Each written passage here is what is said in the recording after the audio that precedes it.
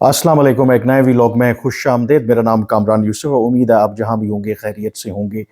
अक्सर as a journalist मेरी जब मुलाकात जो भारतीय सहाफ़ी हों, एनालिस्ट हों या डिप्लोमेट्स हों उनसे जब होती है तो हालिया साल में एक चीज़ मुझे देखने को मिली कि तमाम वो बेशक सहाफ़ी हों, एनालिस्ट हों या डिप्लोमेट्स हों या सियासतदान हों, एक चीज़ नज़र आती है कि उनकी नज़र में अब पाकिस्तान की वो अहमियत नहीं है और भारत ये तासुर देता है कि अब भारत के लिए पाकिस्तान मैटर नहीं करता। उसकी वजह ऑफ कोर्स वो ये बताते हैं कि कहाँ पाकिस्तान और कहाँ भारत। भारत अब दुनिया की उभरती हुई मईशत है, उभरती हुई ताकत है और भारत का शुमार G20 ममालिक हों उसमें होता है और फिर आगे चलकर भारत G7 में भी शामिल हो जाएगा। तो इसलिए आप कह सकते हैं कि may be it sounds harsh, लेकिन जो मेरा अपना तजुर्बा है कि भारत किसी हद तक पाकिस्तान को एक हकारत की नज़र से देखता है। मतलब उसकी मिसाल ऐसे है कि ज़ाहिर है कि पाकिस्तान और भारत को एक ही दिन आज़ादी मिली। आप यूँ कह लें कि दो भाई थे वो अलग हो गए और उसकी मिसाल ऐसे ही है कि अगर दो भाइयों में से एक भाई जो है वो अमीर हो जाए, उसके पास ज़्यादा पैसा आ जाए और फिर जब उसके पास ज़्यादा पैसा आ जाता है तो नेचुरली जो शहर के अंदर जितने अमीर और जो एलीट होते हैं उनके साथ उसके ताल्लुकात बन जाते हैं और फिर जो गरीब भाई है उसको नेचुरली वो बहुत हकारत की नज़र से देखता है। तो जो भारत का ऑब्वियसली पाकिस्तान के बारे में पर्सपेक्टिव है वो यही है। एक तरफ भारत क्योंकि ग्रो कर रहा है, दूसरी तरफ पाकिस्तान की मईशत, पाकिस्तान पॉलिटिकली भी स्ट्रगल कर रहा है, तो इसलिए भारत ये कहता है कि अब अगर भारत की फॉरेन पॉलिसी देखें तो उसमें जो पाकिस्तान स्टैंड्स नोवेयर।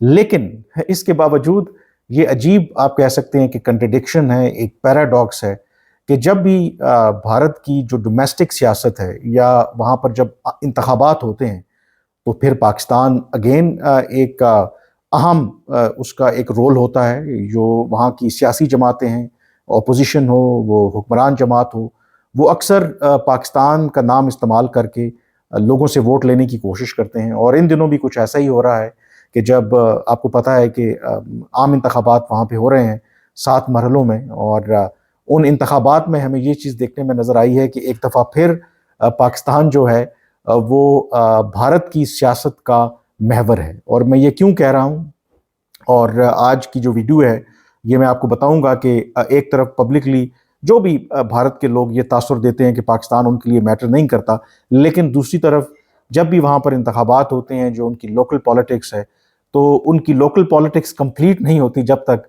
उसमें पाकिस्तान का तस्करा ना आए।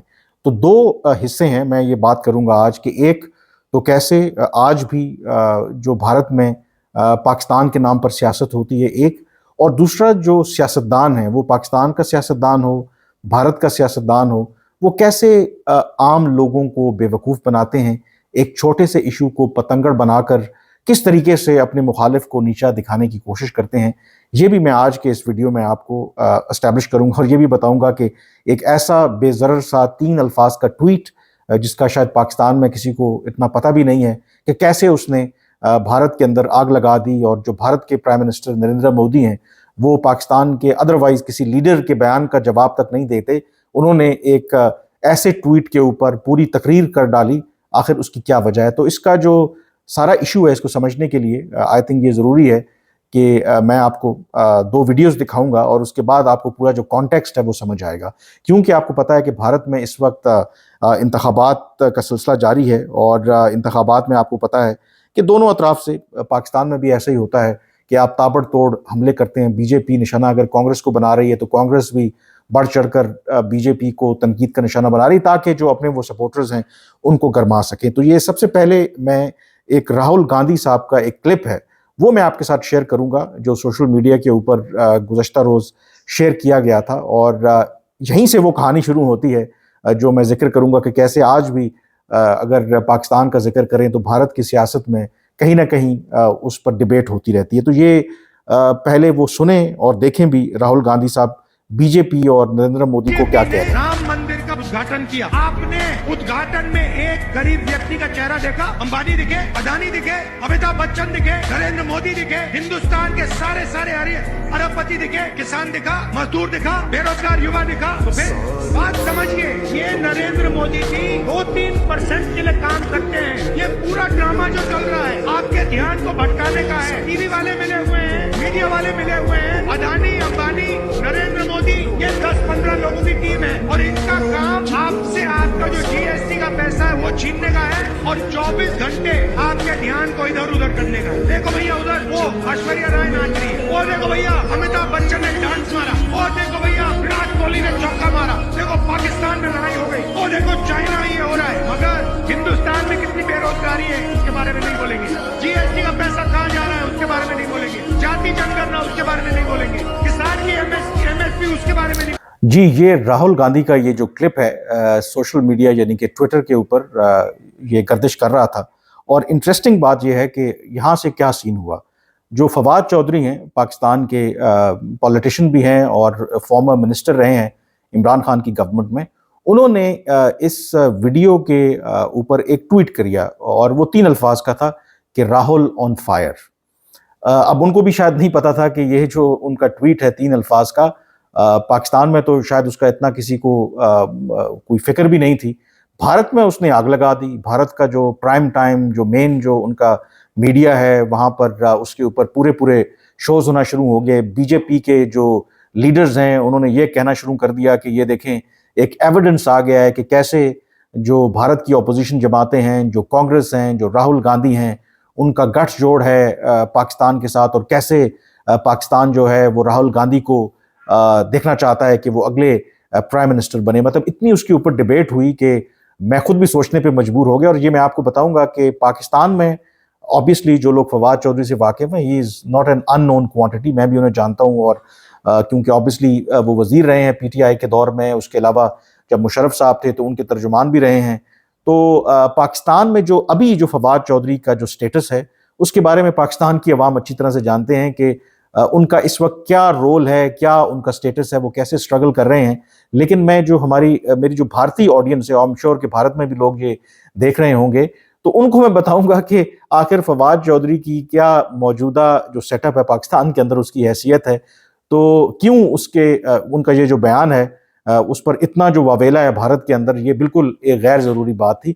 लेकिन उससे पहले आई थिंक मैं जो शुरू में भी आपसे कह रहा था कि वैसे जो भारत के प्राइम मिनिस्टर हैं, तीसरी मर्तबा कहा यह जाता है कि वो प्राइम मिनिस्टर बनने जा रहे हैं, उन्होंने पाकिस्तान की तरफ से जो भी पहले प्राइम मिनिस्टर इमरान खान हो या बाकी जो लीडरशिप हो बयानात देती रही है, तो आम तौर पर जो भारत के प्राइम मिनिस्टर हैं वो रिस्पॉन्ड नहीं करते थे, क्योंकि अगेन उनका यही था कि हम अब बिल्कुल एक डिफरेंट लीग में हैं। तो भारत के प्राइम मिनिस्टर का ये होता था कि वो तो पाकिस्तान को इस काबिल भी नहीं समझते कि वो पाकिस्तान के किसी लीडर के बयान के ऊपर तबसरा करें। लेकिन फवाद चौधरी के जो 3 वो अल्फाज थे, उन्होंने उनको मजबूर किया कि आज उन्होंने एक जो पब्लिक रैली जहां पर वो खिताब कर रहे थे, तो अपना जो बेशतर खिताब है वो उस ट्वीट के ऊपर, और बराह रास्त तो नाम नहीं लिया बट एवरीबडी नोज, और पाकिस्तान के ऊपर उन्होंने फोकस रख दिया। और मैं आपको वो सुनाता हूं उन्होंने क्या कहा, बल्कि उन्होंने अपने ट्विटर हैंडल पर खुद ही वो बयान शेयर किया जो तकरीबन आप कह सकते हैं कि 4 मिनट 20 सेकंड का है। तो वो जरा आप मोदी साहब का बयान सुने और फिर जो है ना हम फर्दर इसके ऊपर डिस्कशन जो है वो करते हैं। जितने साल हमारे देश में कांग्रेस सरकार रही, एक बड़ा हौवा था आए दिन, जब भी हो पाकिस्तान, जब भी हो पाकिस्तान, जब भी हो पाकिस्तान। आज देखिए ये पाकिस्तान के आतंक का टायर पंक्चर हो गया है।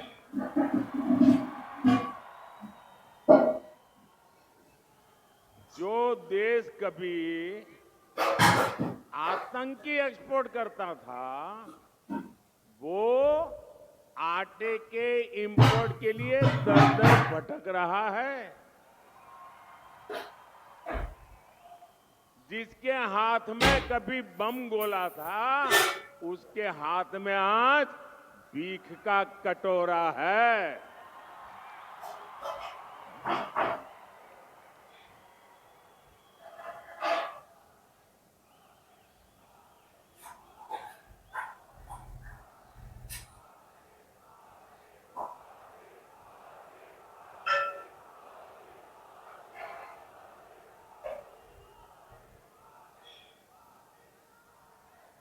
कांग्रेस की कमजोर सरकार आतंक के आकाओं को डोजियर देती थी। डोजियर का मतलब है फाइल पे सारी जानकारियां इकट्ठी कर करके वो देते थे कि तुम्हारे लोग आए थे, ये उनकी फोटो है, यहां बम फोड़ के चले गए, तुम्हारे लोग आए थे, इतने लोगों को मार करके चले गए, तुम्हारे वो लोग आए थे। डोजियर देते थे, डोजियर। और फिर देश को बताते थे हमने पाकिस्तान को डोजियर दे दिया है। डोजियर।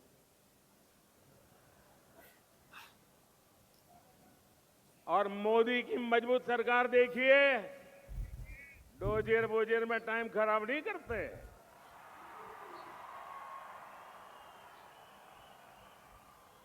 आतंकियों को घर में घुसकर मारते हैं।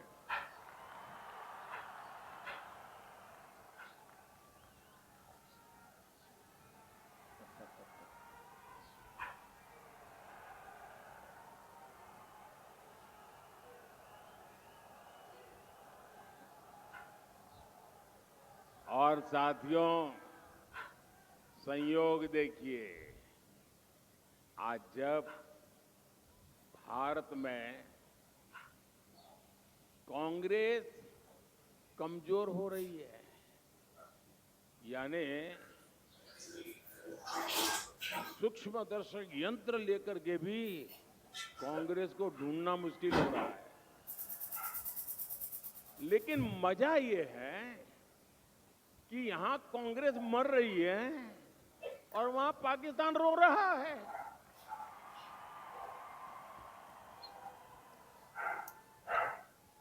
आपको पता चला होगा, कांग्रेस के लिए अब पाकिस्तानी नेता दुआ कर रहे हैं। शहजादे को प्रधानमंत्री बनाने के लिए पाकिस्तान उतावला है। आपने कल देखा होगा। और हम तो जानते ही है, कांग्रेस तो पाकिस्तान की मुरीदी है। पाकिस्तान और कांग्रेस की ये पार्टनरशिप अब पूरी तरह एक्सपोज हो गई है।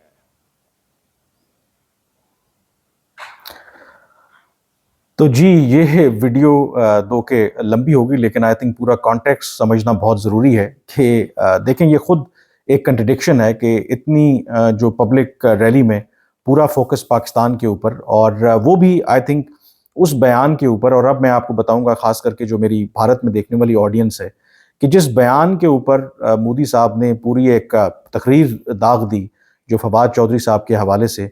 अब फवाद चौधरी साहब की जो इस वक्त पाकिस्तान की सियासत में जो स्टेटस है, वो मैं आपको बताता हूँ कि ऑलरेडी आपको पता है कि इमरान खान के दौर में वो वज़ीर इत्तलात रहे, साइंस एंड टेक्नोलॉजी के वज़ीर भी रहे, बड़े प्रोमिनेंट ऑब्वियसली पॉलिटिशियन थे। लेकिन इमरान खान की हुकूमत के खात्मे के बाद आपको पता है कि वो ज़ेरे अताब रहे एस्टैब्लिशमेंट के, कई माह तक वो जेल में रहे। कुछ अर्सा पहले ही वो ज़मानत पर रिहा हुए हैं और इस वक्त वो पाकिस्तान के अंदर स्ट्रगल कर रहे हैं कि किसी तरीके से अगेन तहरीके इंसाफ में कम बैक करें। जितना उनके बयान को भारत में उन जो मीडिया है वो बढ़ा चढ़ा कर पेश कर रहा है, और ख़ुद भारत के प्राइम मिनिस्टर नरेंद्र मोदी उसके ऊपर डिस्कशन कर रहे हैं। आई टेल यू कि पाकिस्तान में आई थिंक इस मौके के ऊपर फवाद चौधरी साहब आपको उनका कोई इंटरव्यू नहीं करेगा, उनका जो स्टेटस है, क्योंकि ना तो वो अभी वज़ीर हैं, और स्पेशली मैंने कहा कि अभी भी वो एस्टैब्लिशमेंट के ज़ेरे अताब हैं। और उनके बयान को इतनी ज़्यादा अहमियत देना, यहाँ से ये चीज़ एस्टैब्लिश होती है कि कैसे जो हमारे सियासतदान हैं वो आम लोगों को बेवकूफ़ बनाते हैं। जो बीजेपी है, जो भारत के प्राइम मिनिस्टर हैं, उन्होंने फवाद चौधरी साहब के बयान को इस तरीके से प्रेजेंट किया कि एज़ इफ़ जो पाकिस्तान की हुकूमत, पाकिस्तान की रियासत कांग्रेस की हिमायत कर रही है। हालांकि फवाद चौधरी साहब की इस वक्त आटे में नमक के बराबर भी पाकिस्तान की सियासत में बिल्कुल भी कोई हैसियत नहीं है। लेकिन उनके इस बयान को आई एम श्योर कि वो डिलिबरेटली हवा दी गई है। जो प्रो बीजेपी वहाँ पर मीडिया है, जो बीजेपी है, क्योंकि उनको टारगेट करना था, राहुल गांधी को। और मैं यहाँ पर कोई कांग्रेस की हिमायत नहीं कर रहा, लेकिन ये हमारे सियासतदान करते हैं, और बेचारे जो अवाम है, वो पाकिस्तान की हो या भारत की हो, वो बाय भी करती है कि देखें वाकई कि ये जो कांग्रेस है या कैसे जो हमारे लीडर हैं वो बिल्कुल सच बात कह रहे हैं। तो इसमें दो चीज़ें एस्टैब्लिश हुई कि अगेन जो अदरवाइज ये तासुर दिया जाता है भारत की तरफ से कि जी पाकिस्तान रेलेवेंट नहीं है, लेकिन वोट लेने के लिए स्टिल कहीं ना कहीं पाकिस्तान आज भी भारत में रेलेवेंट है। और उसकी मुझे मजीद डिटेल में जाने की ज़रूरत नहीं है कि अगर आप पब्लिक रैली के अंदर बजाय इसके कि आप अपनी कारकर्दगी के ऊपर बात करें, आप पाकिस्तान के ऊपर और उस पर डिस्कशन कर रहे हैं। दूसरा इसके अंदर आई थिंक जो एक और पहलू है वो भी हमें याद रखना चाहिए कि ये बात भी बिल्कुल लेजिटिमेट कंसर्न है कि जो सियासतदान होते हैं वो जहाँ पर तो उनकी कारकर्दगी अच्छी है या जहाँ पर वो अच्छा पॉइंट स्कोर कर सकते हैं उसका तो जिक्र करते हैं, लेकिन जहाँ पर उनकी नाकामियाँ हैं उधर वो अवॉइड करते हैं। अब जहाँ वो पाकिस्तान के बारे में, और आप कह सकते हैं कि फ्रॉम इंडियाज परस्पेक्टिव कि भारत की पॉलिसी एक लिहाज से वो ठीक रही कि पाकिस्तान के साथ उन्होंने इंगेज नहीं किया, पाकिस्तान को हर तरह से आइसोलेट करने की भी कोशिश की। और फिर इस सारे अरसे के अंदर जो अगर आप फ्रॉम बीजेपी परस्पेक्टिव ये देखें तो भारत के अंदर कोई इस तरह की बड़ी दहशतगर्दी की कार्रवाई भी नहीं हुई। तो भारत ये क्लेम कर सकता है कि देखें उनकी जो पॉलिसी है पाकिस्तान को लेकर के वो सक्सेसफुल है। लेकिन एट द सेम टाइम ये जो बीजेपी की गवर्नमेंट थी और उस दौर में आपको पता है कि, और वहां पर जो इंडिपेंडेंट एक्सपर्ट्स हैं जो क्रिटिक्स को छोड़ भी दें, वो भी ये कहते हैं कि जो चीन ने इस अरसे के दौरान भारत के साथ किया, मतलब लद्दाख के एरिया में वो जो कहते हैं कि गालवान वैली, और वहाँ पर चीन ने जो एक पूरी जो सिचुएशन है उसको चेंज कर दिया है। और वो चीन के जो फौजी हैं उस जगह पर बैठे हैं जो 2019-20 से पहले भारत के ज़ेरे कंट्रोल था। लेकिन जो बीजेपी की हुकूमत है, जो भारत के प्राइम मिनिस्टर हैं, उस हवाले से बात नहीं करते, ना चीन को धमकी लगाते हैं, क्योंकि वो उनका वहाँ पर एक वीक एरिया है। ये वाला भी इसके अंदर एक जो चीज़ है वो एस्टैब्लिश होती है। दूसरा आई थिंक जो इम्पोर्टेंट फैक्टर है, और अगेन आई थिंक जो सियासतदान कैसे बेवकूफ़ बनाते हैं आवाम को, कि अगर तो एक फवाद चौधरी साहब का बयान इससे एस्टैब्लिश होता है कि जी पाकिस्तान कांग्रेस को सपोर्ट कर रहा है, तो 2019 के जो आम इंतखाबात भारत में हो रहे थे उस वक्त जो बीजेपी थी और मोदी साहब री इलेक्शन के लिए लड़ रहे थे, तो उस वक्त जो पाकिस्तान के प्राइम मिनिस्टर इमरान खान ने बाकायदा तौर पर एक इंटरव्यू दिया और वो ऑन रिकॉर्ड इंटरनेशनल मीडिया पर तमाम छपा भी। उसमें जब उनसे पूछा गया कि पाकिस्तान की क्या एक्सपेक्टेशंस और पाकिस्तान क्या चाहता है कि भारत में जो इंतखाबात हो रहे हैं कि कौन जीते, तो इमरान खान साहब ने ये बयान दिया था कि उनका ये ख्याल है कि अगर भारतीय प्राइम मिनिस्टर नरेंद्र मोदी दोबारा मुंतखब होकर आते हैं तो वो पाकिस्तान और रीजन के साथ जो ताल्लुकात हैं उनके लिए अच्छा होगा, क्योंकि उनका ये ख्याल था कि जो पाकिस्तान और भारत के जो इश्यूज़ हैं उसमें कोई ऐसा लीडर जो हार्ड लाइनर हो, जो राइट विंगर हो, वही जो पब्लिक ओपिनियन है किसी भी बड़ी डील के लिए पाकिस्तान के साथ उसको अपने हक में बदल सकता है। तो उस हवाले से उनका ये कहना था कि जो नरेंद्र मोदी है उनके ख्याल में पाकिस्तान समझता है कि वो एक बेहतर चॉइस हो सकते हैं पाकिस्तान के लिए। वो अलग बात है कि उनके फौरी आने के बाद फिर कश्मीर के हवाले से और बाकी क्या हुआ, दैट इज़ ऑफ कोर्स ये फिर किसी वक्त डिस्कस करेंगे। लेकिन यहाँ पर तो फवाद चौधरी जो बिल्कुल अभी इररेलेवेंट हैं, उनके बयान के ऊपर बीजेपी कह रही है कि ये कांग्रेस के साथ उनका गठजोड़ है। लेकिन वहाँ पर तो पाकिस्तान के प्राइम मिनिस्टर सरकारी सतह पर ये चाहते थे कि बीजेपी के जो प्राइम मिनिस्टर हैं या बीजेपी जमात है वो इलेक्शन में कामयाब हो। तो क्या वो ये कहेंगे कि इसका मतलब है कि 2019 में बीजेपी और पाकिस्तान का गठजोड़ था? सिर्फ पॉइंट ये है कि हमारे यहाँ जो सियासतदान है ऐसे ही लोगों को बेवकूफ़ बनाते हैं। And to cut the long story short, ये भी एक अफसोसनाक पहलू है कि हमारे यहाँ जो नफरत है वो बड़ी आसानी से बिकती है। वो बेशक आप सोशल मीडिया के ऊपर हो, वो कोई सियासतदान हो, वो कोई यूट्यूबर हो, वो कोई सहाफ़ी हो, जो नफरत है वो बड़ी आसानी से बिकती है। अगर आप अमन की, शांति की बात करेंगे उस पर शायद लोग इतनी तवज्जो नहीं देंगे। बहरहाल आपसे इजाज़त लेने से पहले मैं आपसे रिक्वेस्ट करूंगा, अगर अभी तक आपने मेरा चैनल सब्सक्राइब नहीं किया तो उसे ज़रूर सब्सक्राइब करें ताकि आपको इन तमाम मौज़ूआत के हवाले से अपडेट्स मिलती रहें। फ़िलहाल मुझे इजाज़त दीजिए। अल्लाह हाफ़िज़।